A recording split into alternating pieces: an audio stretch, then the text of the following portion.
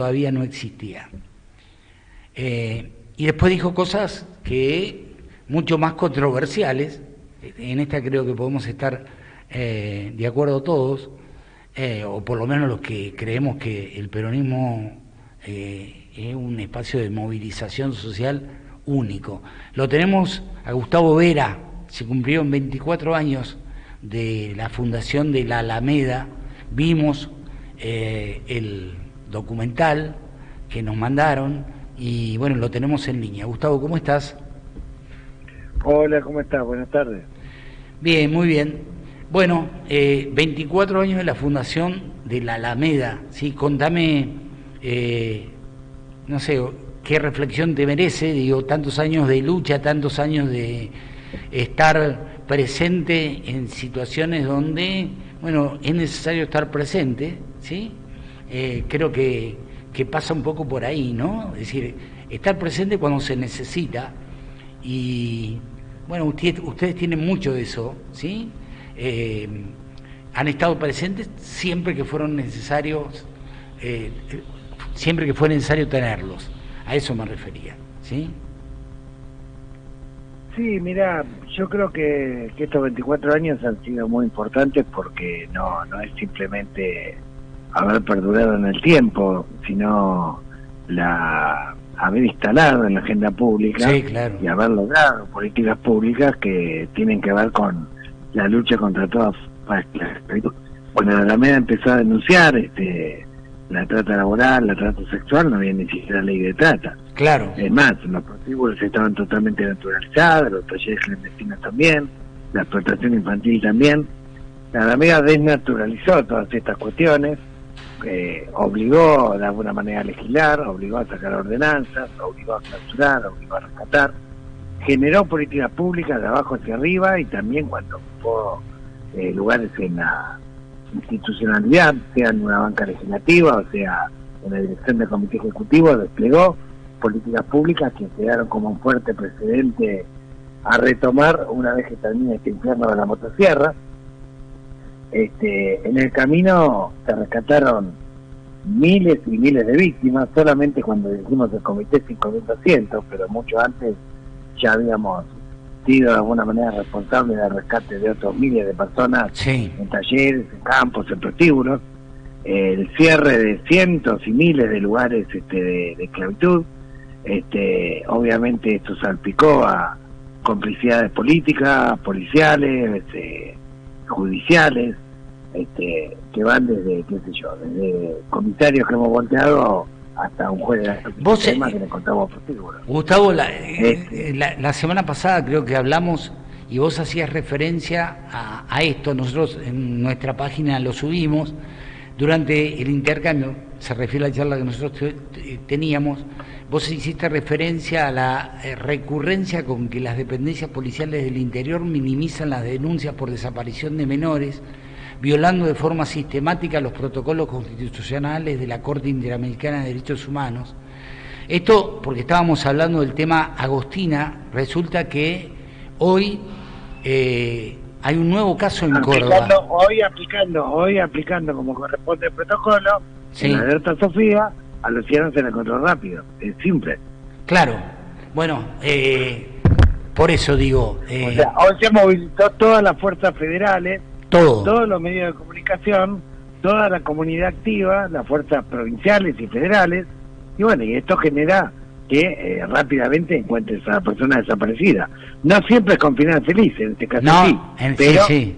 Pero obviamente podés actuar rapidísimo y resolver situaciones que de otro modo podrían ser irresolubles en el tiempo, como ocurrió con Guadalupe, por ejemplo, en tu provincia. Claro, cuando pasan este tipo de cosas siempre tenés que hablar de negligencia o de dolo o de cosas por el estilo que de alguna manera, bueno, terminan promoviendo situaciones que casi siempre tienen un final absolutamente infeliz. En este caso, bueno, nada, desapareció, del caso de Guadalupe, que lo conocen todos acá, es decir, desapareció, se hicieron miles de hipótesis, o se tejieron miles de hipótesis. Yo tuve la chance de poder hablar con el padre, con la madre, con la abuela, con todo el mundo. Es decir, si vos me decís qué pasó, y uno puede llegar a tener... Y no, porque la estaban buscando con 2 palitos y un alambre. Porque claro. habían movilizado Interpol, Migraciones, Fuerzas Federales, todos los medios de comunicación, toda la comunidad viva. Además nosotros teníamos en ese momento acá una enorme experiencia de lo que era cerrar las fronteras. Y cuando pasó lo que pasó, no se cerraron las fronteras. Fue una cosa increíble, ¿sí? Es decir... Sí, bueno, pero se hubieran cerrado no las fuerzas provinciales por sí mismas, con la velocidad que hoy se mueven las redes de trata, no son suficientes. Muchas veces hemos tenido situaciones en las cuales en menos de 24 horas un menor estaba en otro país. Claro. Lo hemos encontrado en otro país. Por lo tanto, no hay que subestimar de alguna manera las redes criminales, ni hay que sobreestimar a las fuerzas provinciales para abordar un delito federal. Por algo la trata es un delito federal, justamente por un delito transnacional, que tiene mucha plata, que tiene mucha capacidad logística, mucha velocidad para trasladar gente. Y si uno tiene que prever la peor de las hipótesis, obviamente tiene que aplicar, poner toda la fuerza del Estado cuando se trata de menores, obviamente. Lo que ha pasado con Agostina en Córdoba, lo que ha puesto de manifiesto es precisamente todo lo que hay detrás, ¿no? O todo lo que existe, que a lo mejor se quiere minimizar. Se hicieron clausuras de locales que funcionaban. Mi hija vive en Nueva Córdoba, por lo tanto, ese local que clausuraron estaba totalmente activo, porque me dice, yo he pasado un montón de veces, siempre estaba abierto. Es decir, lo cerraron ahora, después que pasó lo que pasó. Digo, sí, por supuesto, y también quedó al descubierto un entramado de narcomenudeo. Claro.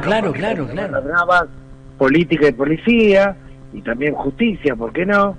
Y uno tiende a sospechar que en este caso la negligencia no tiene que ver con que el Ministerio de Seguridad de la provincia de Córdoba no tenga claro el protocolo, porque lo aplicó con Lian, lo aplicó con Luciana, en un caso le fue mal, en otro caso le fue bien. Obviamente es condición necesaria pero no suficiente, la alerta Sofía, pero si ni siquiera lo aplicás, seguro que va a ser fracaso, seguro. No, sí. La Alameda, vos, Gustavo Vera, un tipo reconocido precisamente por todo esto, ¿qué se plantea de cara a lo que viene, donde este tipo de cosas parecen ser moneda corriente y donde en algunos casos parece ser... Bueno, mientras esté el gobierno de Milei con las políticas que tiene de mantenimiento de todas las políticas públicas de lucha contra la trata, sobre todo las que tienen que ver con asistencia y contención a las víctimas, y con desalentar la promoción de los números que son gratuitos y urgentes, como el 145, por ejemplo. No hay prácticamente ninguna difusión de ese número tan central, digamos, para poder denunciar una desaparición forzada. El 134, el 911, con el cero presupuesto que se está asignando, con el cero interés que se está demostrando, es como si tuviéramos la ley de la selva. Es como más o menos en el derecho laboral lo que está ocurriendo ahora, un poco la ley de la selva. Hasta que no se vuelva a restaurar mínimamente un Estado de Derecho, no hay un Estado de Derecho actualmente, más el gobierno ni siquiera cumple la ley de financiamiento universitario que le impuso a la justicia y que le impuso el Poder Legislativo, o sea, desconoce a los dos poderes simultáneamente. Bueno, vamos a estar remando un poco contra la corriente y depender un poco de la suerte y de la buena voluntad que tengan los gobiernos provinciales para articular con los otros estamentos del Poder Federal. Pero lo cierto es que la Argentina tiene una buena tradición de protocolos, de leyes que se han desarrollado en estos 15 o 20 años, y entre otras cosas porque hubo organizaciones como la de Primarco, organizaciones como la de Alameda, organizaciones que marcaron agenda, que instalaron políticas públicas, que obligaron a generar leyes, disposiciones, ordenanzas, protocolos, y esto ha generado que la Argentina durante muchos años sea un país de vanguardia en materia de lucha contra la trata y desaparición forzosa de personas. Sí, claro. Estamos atravesando transitoriamente un retroceso, no solamente en materia de lucha contra la trata, en materia de protección de los jubilados, de los discapacitados, lo que está pasando en nuestro país, Gustavo, nosotros que tenemos alguna experiencia de haber vivido otras cosas, es realmente alarmante, es curioso, que haya gente que piense de esta manera, aun cuando si vos entras a analizar su origen, su anclaje ideológico, su sentido de pertenencia, bueno, obviamente pertenecen a un sector que nada tiene que ver con lo que nosotros entendemos como válido, ¿no? Sí, son todos mesadineristas, financistas, que de alguna manera, es decir, entienden que la política en este caso les sirve como un instrumento para generar mayores ganancias. Nosotros creemos que la política, no estoy tratando de interpretarte ni nada que se te parezca, simplemente te conozco. Es decir, nosotros creemos que la política es una herramienta que tiene que estar a favor de la gente para mejorar su calidad de vida, ¿no? Digo, para mejorar su calidad de vida y sobre todo para pensar el presente y el futuro con optimismo. Pero bueno, lamentablemente eso no pasa, ¿sí? Bueno, pero yo creo que, a ver, como en todas las situaciones de la vida, cuando vos tocas fondo, y ahora nos estamos acercando a un tocar fondo en la calidad de vida de las personas, en el poder llegar a fin de mes, en el endeudamiento familiar, en el peligro de saqueo de nuestros bienes y recursos estratégicos naturales y de nuestra soberanía, yo creo que en este momento debe estar ocurriendo una gran reflexión colectiva respecto a las cuestiones básicas del Estado de Derecho que teníamos como adquiridas, que dábamos por hechas, sí, y que ahora de alguna manera se están desmantelando. Yo creo que se siente obviamente la ausencia del plan remedial, la ausencia de subsidio, digamos, a las personas con discapacidad, legítimo, justo y necesario, de un salario mínimo vital y móvil que por lo menos permita, aunque sea cubrir, no sé, 20 o los 30 días al mes. Hoy estamos un 40 o 50% menos en poder adquisitivo de lo que era el salario mínimo vital y móvil del 2023. O sea, retrocesos en todos los planos, y me parece que esto va a llevar a una reacción contraria, como todas las cosas, como ocurre en todos los, digamos, grandes momentos de conmoción. Creo que en este momento hay una situación de gran rechazo a la política económica, no se encuentra claramente una alternativa, pero eso no significa que se esté apoyando a este gobierno. No. Todas las encuestas, hasta las prooficialistas, reconocen que ha caído enormemente la imagen del gobierno y que no hay esperanza de una reactivación, y el gobierno está como bola sin manija, prácticamente no logra instalar la agenda, no logra generar esperanza, que era de alguna manera lo que lo sostenía, expectativas. Así que no es mayor, perdón Gustavo, no es mayor porque el campo nacional y popular, el peronismo, o como quieras definirlo, no encuentra un candidato, ni tampoco ha todavía establecido un modelo, pero que inexorablemente lo va a tener que encontrar y lo va a tener que plasmar, o por lo menos lo va a tener algunos casos no encuentra, en algunos casos se trata de que no encuentran un candidato, en algunos casos de que no pueden ser claros con su discurso, en algunos casos tiene que ver con que no hay una autocrítica clara de lo que se hizo mal de alguna manera y qué garantías tiene la población de que no se vuelva a repetir. Y después en algunos casos hay un poco de cinismo, onda, bueno, que haga el trabajo sucio de este tipo y después va a estar todo más fácil. Yo escuché a un dirigente muy importante del peronismo que la vez pasada dijo que no cambiaría nada de lo que hizo Milei. Bueno, lo escuchamos todos, ¿no? Sí. Hoy hablando con Guillermo Moreno, ¿sí? A la mañana, en el programa de la mañana, me dijo algo que seguramente, bueno, hicimos una reflexión respecto a lo del niño solar y que te la voy a pedir, pero él dijo algo que te lo voy a leer textual, está en nuestra página Zona Trombeta, después léelo, Gustavo, ¿sí? Dice, el tramo más picante de la columna se centró en la ingeniería y gobernabilidad de cara al recambio presidencial. Esto está escrito por nosotros, es decir, Moreno sorprendió al panel al panel somos nosotros, al exigir que la dirigencia no esconda las decisiones de pacificación institucional bajo la alfombra electoral, citando marcos internacionales contemporáneos. Y esto es textual. Las decisiones de la primera semana de administración en economía y política van a ser claves para evitar que las tensiones fracturen la gobernabilidad. Siguió diciendo Guillermo, en esto coincido con Miguel Ángel Pichetto, es muy inteligente. Mire, me dice a mí, no vamos a hablar del indulto después de que haya un presidente peronista. Hay que hablar antes, no hay que engañar a la gente, hay que decirle abiertamente a la sociedad que vamos a indultar. Así como Benjamín Netanyahu lo dice en Israel, o Donald Trump lo hizo y lo dice en Estados Unidos, o Jair Bolsonaro en campaña. Si queremos ordenar el desorden y terminar con la perversión, tenemos que aplicar los principios ordenadores del frente, los principios ordenadores de frente al pueblo. Yo dije, wow, ¿sí? Qué mucho, ¿sí? Haceme alguna reflexión, Gustavo. Lo tenía preparado para leértelo, digo. Cuando le diga esto a Gustavo, seguramente algo me va a decir, ¿sí? Mira, la verdad que el contexto mundial en este momento y los recursos que tiene la Argentina darían una posibilidad extraordinaria de que la Argentina despegue económicamente de manera rápida porque está subiendo el precio de los commodities, está subiendo el precio de la energía como consecuencia del conflicto en Medio Oriente, así que un gobierno con sentido común, mirá lo que te digo, ya ni siquiera de campo nacional, con todo dedo de frente, con que restablezca las relaciones con Brasil, vuelva a los BRICS, negocie con China y negocie con el sector del Estado Profundo norteamericano, que se va a llevar puesto a Trump, el amigo de Moreno, o el ídolo de Moreno. Solamente con esto, la Argentina, manteniendo una tercera posición, poniendo aranceles, desdoblando el precio de la energía, protegiendo el mercado interno, sustituyendo importaciones, hoy tiene condiciones parecidas a las que tuvo después del 2001.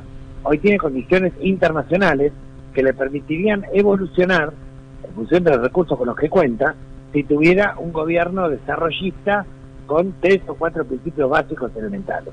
Por supuesto, dentro de este marco está la revisión de causas que fueron de persecución política, y naturalmente lo de la industria está bien, pero aviso, digamos, Trump se va a comer una recontra paliza el 3 de noviembre y no está seguro siquiera que termine su mandato. Por lo tanto, en esto yo con Guillermo tengo una gran diferencia, y Netanyahu sigue por el mismo camino, su propia coalición se le está partiendo, y además hoy entró en tensiones con el propio Trump por haber de alguna manera roto la tregua, con lo cual el panorama no es exactamente, el panorama es un panorama muy muy volátil, pero es un panorama que la Argentina podría beneficiarla mucho si no fuera, si no tuviéramos un gobierno tan cipayo, digamos, y tan colonialista como el que tenemos ahora, que hacer un acuerdo con una potencia que no es complementaria nuestra, que produce lo mismo que nosotros.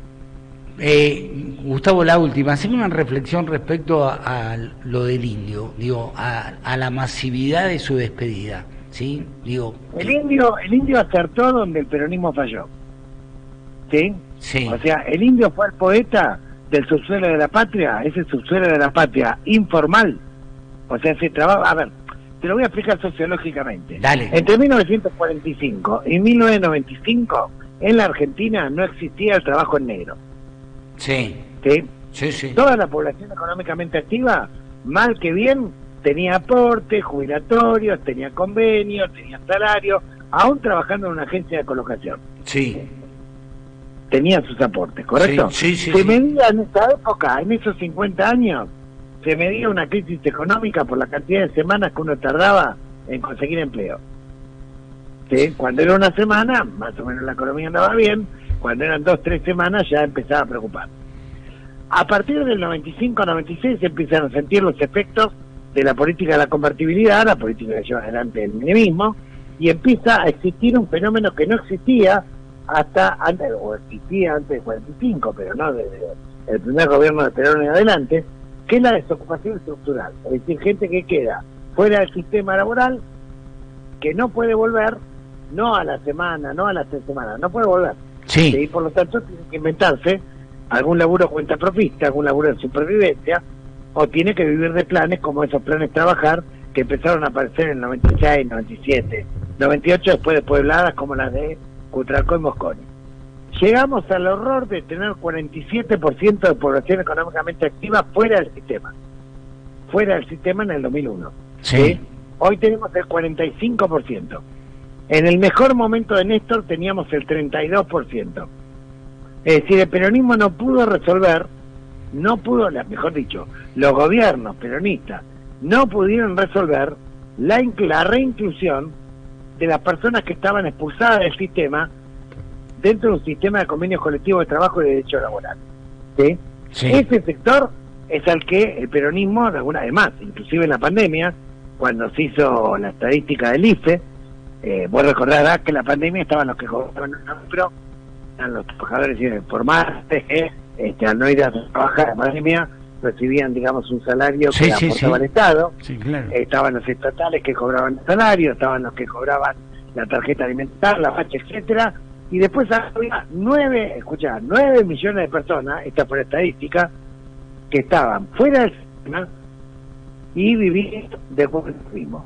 Y esas 9 millones de personas fuera del sistema y que vivían de cuenta mismo estaban en sus casas, clavaban una denuncia penal por afectar la salud pública, y bueno, se llenaron de odio, obviamente, porque no podían comprender, no podían conceptualizar lo que estaba ocurriendo, y por más que lo conceptualizaran, con eso no paraban la olla. Y no le dimos solución a ese tema. Al no darle solución a ese tema, bueno, obviamente un montón de sectores de ese cuentapropismo en su momento votaron de bronca a Milei, o no fueron a votar, o votaron en blanco. En el 2021 hubo una gran abstención, por ejemplo, en las elecciones de medio término. Pero bueno, a ver, el Indio Solari se masifica en los 90, no es casualidad. Podemos pensar que los Redondos de Ricota vienen tocando desde el año 78. Claro. Sí. Y en grupos chiquitos, Palladium, la Casa Suiza. Yo lo vi en el 82 en excursionista, eran 200 tipos. Claro. No es que era un fenómeno de masa. Se empieza a convertir en un fenómeno de masa cuando empieza a conectar con esa juventud que ya no tiene una esperanza social ascendente, porque se la robó el sistema. No le dio un trabajo con convenio colectivo, no le da acceso a la vivienda, no puede planificar su vida, es como que vive un montón de angustias, tragedias y fracasos, y fue el poeta que representó en la resistencia, en el combate y en la poesía, a esos sectores.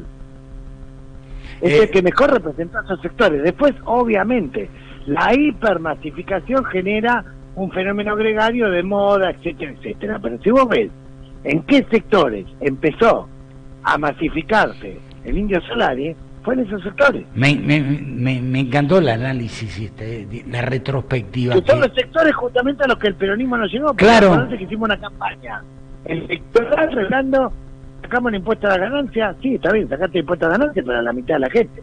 La otra mitad de la gente no sabe ni lo que es un aguinaldo.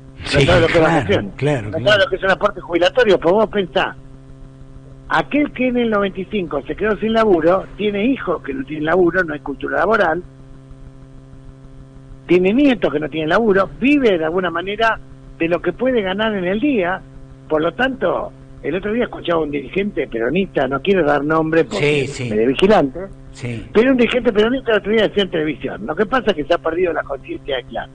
Decime cuando vendés peines en el tren, y tu vida depende de la cantidad de peines que puedas vender y de que te puedas anticipar a los otros que también están vendiendo lo mismo, ¿qué conciencia de clase puede haber ahí? Claro, la conciencia de clase te forja en una fábrica, te forja en un emprendimiento colectivo, donde vos tomás conciencia de que para lograr un derecho tenés que juntarte con todos los demás y hacer una huelga. Claro, pero cuando el único objetivo es sobrevivir, no hay ninguna conciencia de clase, hay conciencia de supervivencia. El único que le hablaba a esos sectores que de alguna manera sacaba el corazón, que le marcaba una perspectiva, que le daba algunos consejos, inclusive para no caer en la ropa, para no caer en suicidio. Además, ¿cuántos chicos están el vestuario, la despedida y el ¿cuántos comentaron que gracias a las canciones del Indio en esto se refugiaron para poder escuchar un consejo, el consejo que no tenían por ahí del padre, que no estaba, el padre del centro, o por ahí el consejo que no tenían de la sociedad, que lo dejó tirado. Era el poeta de lo descartado, no era nadie.